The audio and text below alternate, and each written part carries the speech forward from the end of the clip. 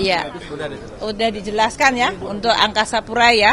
Pertama itu adalah protokol yang selama ini diberikan kepada saya. Dan kalau saya di Cengkareng itu biasanya memang sengaja ke kantor Bea Cukai untuk sekaligus menanyakan anak buah hari ini bagaimana.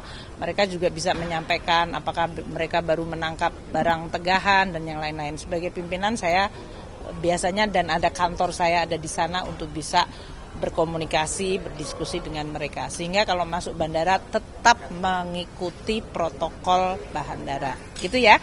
Kalau bedanya mungkin yang lain tidak melakukan itu karena ada tempat sendiri. Kalau saya karena Bea Cukai adalah di bawah Kementerian Keuangan.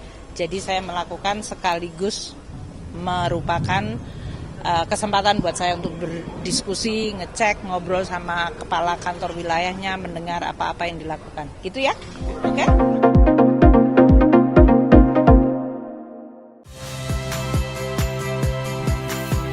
Saya Iriana Mardanus, saksikan program-program Kompas TV melalui siaran digital, pay TV, atau media streaming lainnya. Kompas TV, independen, terpercaya.